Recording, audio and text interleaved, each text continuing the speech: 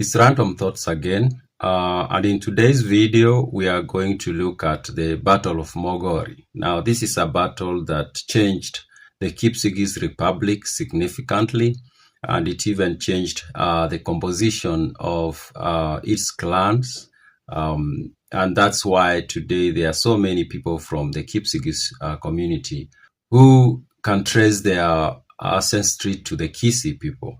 Now the story of the Battle of Mogori is a story that has been told, very well told, by one Kipchamba Tapotuk. Now, Kipchamba Tapotuk, he lived between 1937 to 2007.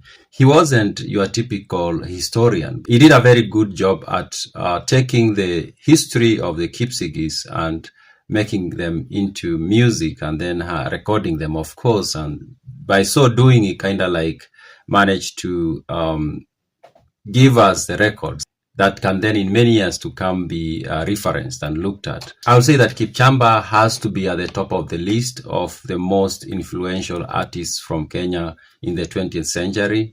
Unfortunately, many Kenyans don't know about him because he sang in his in the language of his people, and that kind of like limited the reach of his message. We can say that when Kipchamba saw the guitar and he realized that you can make music and have it recorded so that it can be played later, I think a big vision must have appeared on his mind. I'm tempted to think that because of what he did after or what he did with his music, I think he realized that this was an opportunity to take the history of his people, the traditions, and record them for the future generations, while the other artists decided to just focus on feel-good music and maybe focus on things like romantic tales. He decided he was going to take the music and turn it into a record or turn it into an archive of the history of his people. And yeah, don't get me wrong, Kipchamba did sing or did compose songs that were about love and things like that. The Battle of Mogori is one of those stories that he took from his people, and of course he understood that his people, like most other Kenyan communities, kept their history through word of mouth. Like, I just tell you, and then you tell your kids, and then your kids will tell their kids, and that's how the history was preserved. Unfortunately, of course, that's not a very efficient way to keep history, because it can be lost along the way, or things change. The details of the story, of course, will change depending on who is telling it. Kipchamba, like with most of the other stories that we get from him, he composed a song, and through the song, he tells this story, the story of the Battle of Mogori. And he tells us that the beginning of this battle was the decision by the Kipsigis to go and raid the Maasai, Purko to be exact, and Purko is one of the many clans of the Maasai people. Now, before I go on, I need to explain that the Kipsigis, like most of their neighbors and most of other communities in Kenya, and I would say East Africa and maybe the rest of Africa, was a republic. That was their government organization. It was a republic, a typical republic, in fact, you can say. And at the top of this republic was a high priest. But the high priest didn't have all the political power or say. He was just like, he provided the vision and the guidance to the community on what should be done and what shouldn't be done. The decisions were made by the elders, and these elders came from the different clans of the community, and these elders will sit down and make decisions such as whether they should allow the soldiers, and I'm going to use the word soldiers here intentionally, whether they were going to allow the soldiers of the republic to go and attack a certain other community or other republic or another nation. And it was the case that, now I need to say something else. It's hard to pinpoint exactly when the Battle of Mogori happened, but it's possible to have a rough idea of when that happened, because the Kipsigis, like most of other Kenyan tribes or Kenyan communities, had a calendar. And I think most people may be like, no, we didn't have calendars. Most African communities had calendars. It's just that we abandoned those calendars and then embraced, of course, the calendar that was brought by the British. So the calendar of the Kipsigis is based on age sets, and they call them Ivinda. Now, this age sets is kind of like a cycle, and it's kind of like a cycle of 8 components. And now these 8 components are age sets. Each is an age set, and an age set is a group of people who are born almost the same time. Now, each age set is a period of average 15 to 20 years. So these age sets had specific names. Once this cycle has been completed, it starts again. So each of these age set, give or take, is about 15 to 20 years. So we can say that to go through all this cycle, it used to take, give or take, maybe close to or a little bit over 100 years. So there was this calendar. So we can pinpoint at what point this battle happened, going by the stories that are told. What age set contributed the most of the soldiers to the Army of the Republic? And going by this harmonization of the modern calendar and the calendar of the Kipsigis, is generally understood that the battle happened in the 1880s, around there. Now, before the Battle of Mogori, something happened. The soldiers of the Kipsigis went to the council of elders, and they requested to be given a permission to go and raid the Maasai people, in particular the Purko. Now, this is how it used to happen. As I've said, this was a republic. The soldiers had to get permission from the decision makers of the republic, and that is the elders. And they got the permission to go and raid the Purko people who lived in a place called Mau, and Mau is still a place today, is somewhere between the border of Nakuru County and Narok County. So they go and they raid the Purko. And during this raid, they do commit some, we can call them war crimes.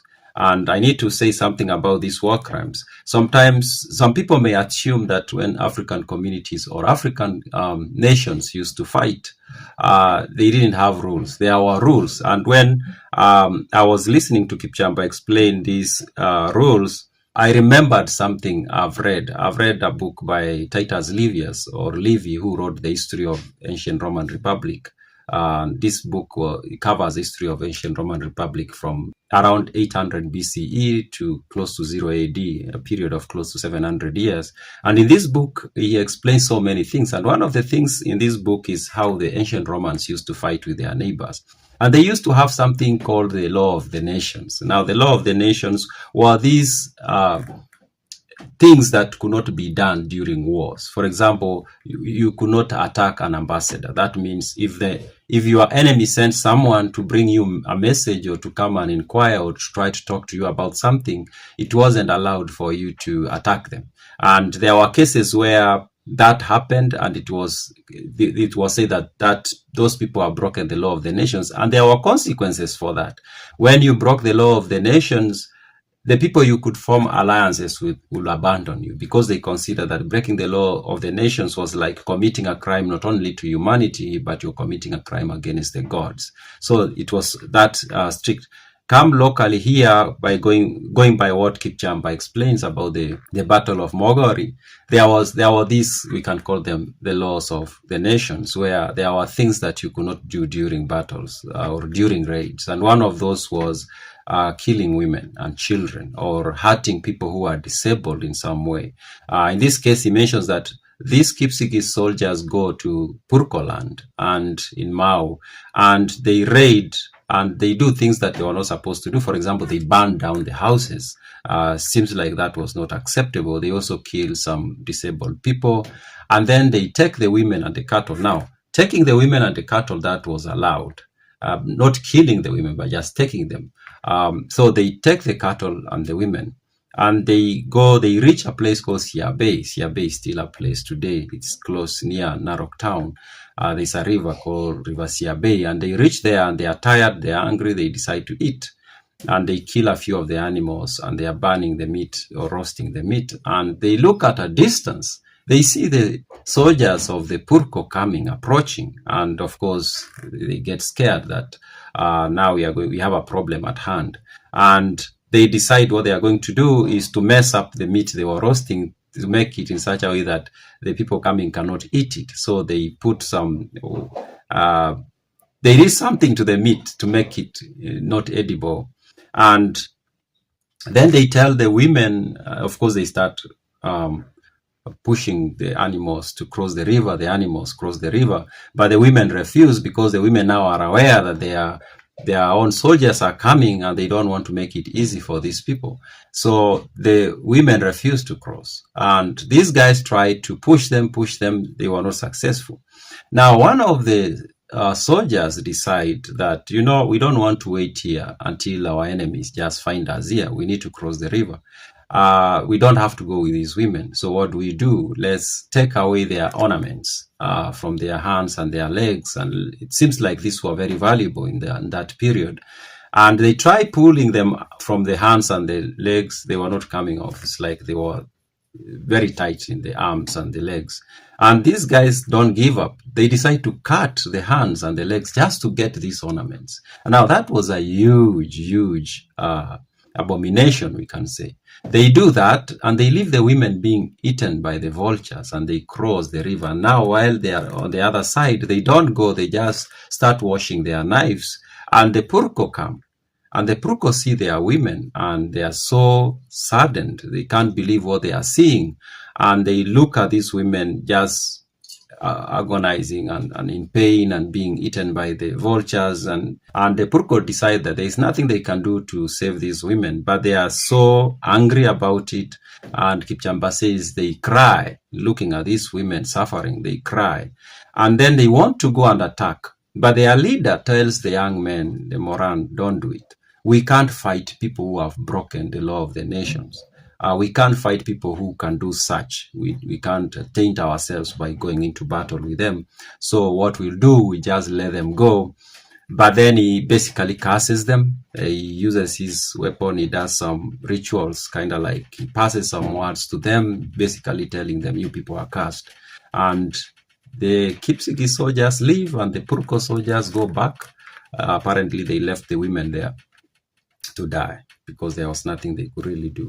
Now, the Kipsigis soldiers, I need to point out that before the Purko soldiers left, they called out to them and asked them, so who is your leader?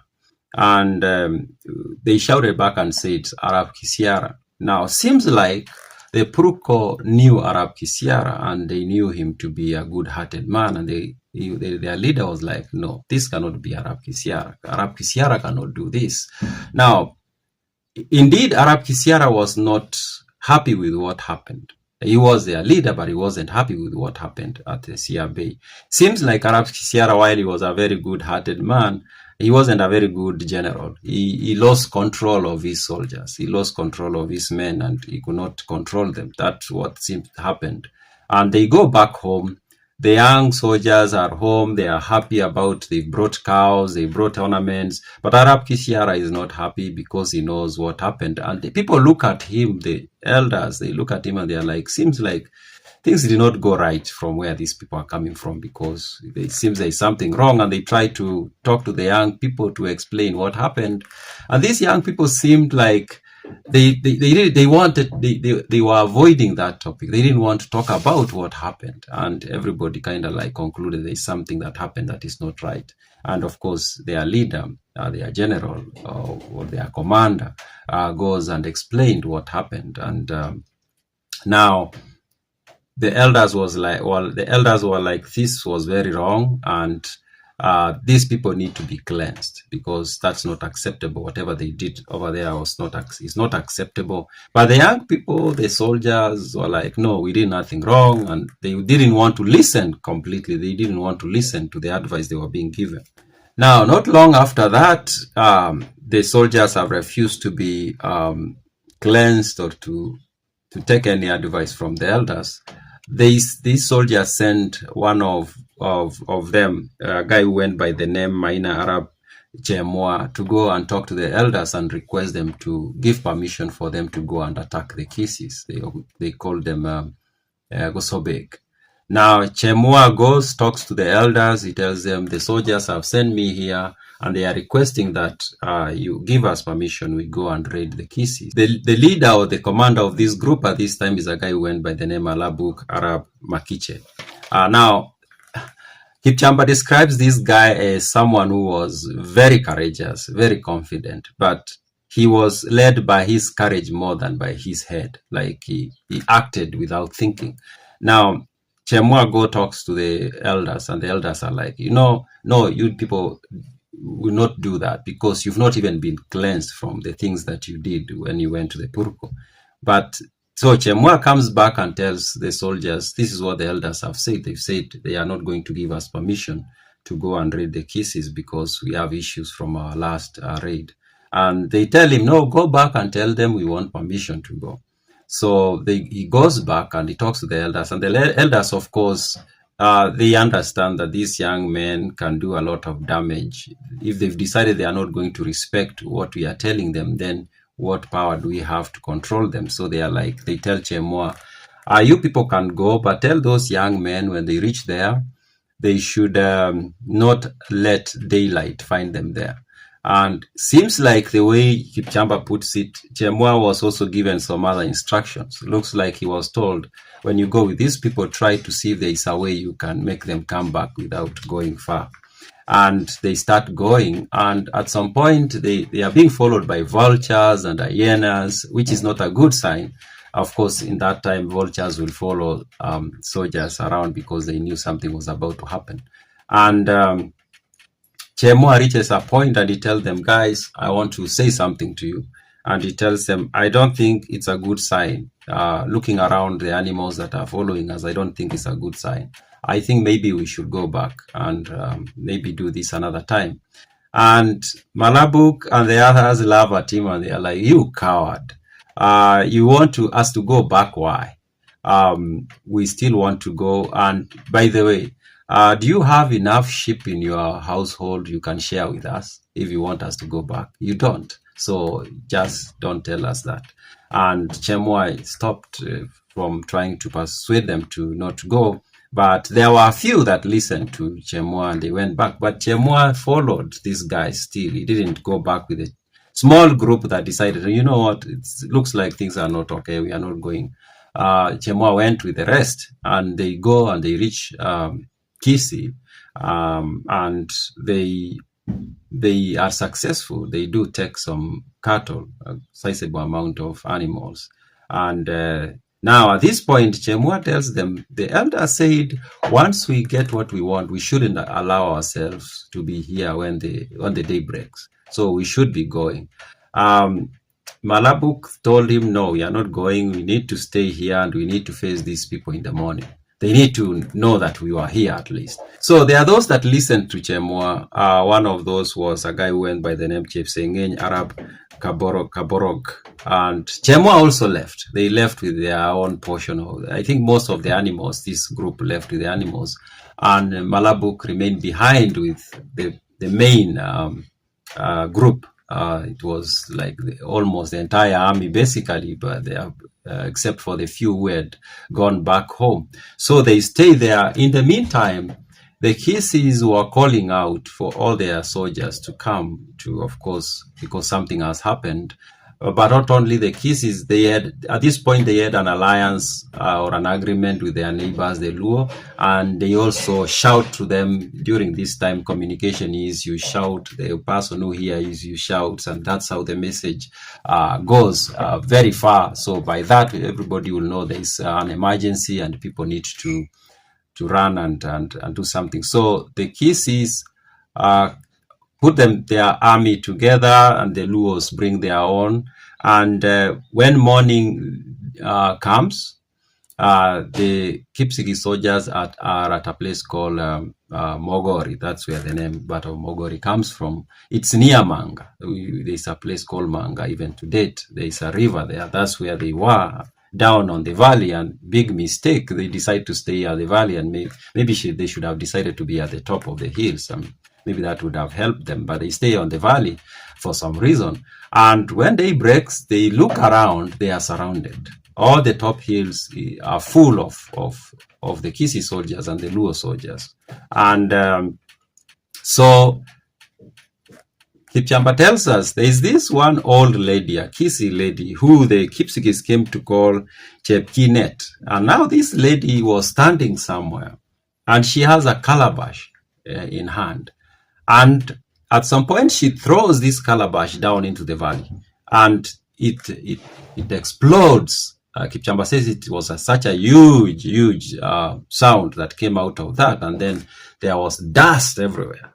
And all of a sudden, it was dark, like, of course, the dust and the Kipsigis soldiers could not even see what's happening. And then the attack starts.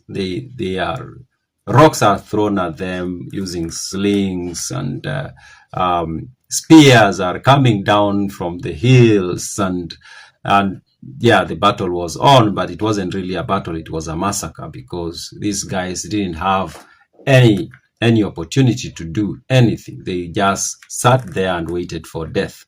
And Kipchamba tells us that the massacre continued for some while, and there are those who survived, and those who survived just hid under the bodies of their fellow soldiers, and others went into the river and covered themselves with the shields so that it looked like the shields were floating, but somebody is under that. And yeah, those ones survived, and he says maybe about 100 people survived, and they just hid there until night time, and then they traveled back home and to go and report what has happened. Now, it seems like the loss was so huge because the immediate worry was, how are we going to replace the population? Most of the men were gone. In fact, the elders were forced to fast-track the process of initiating young boys to become men, even though at that point, many of them were too young to be initiated, but it was necessary because there were not enough men to go around or to even join the army and protect the republic. And later on, they took advantage of a famine that happened in Kisi land, where there was no food, and the Kipsigis had food, and somehow through that they were able to get some men from Kisi land to come and join their ranks. And then that's how today there are many Kipsigis who have Kisi ancestors. Those are my random thoughts.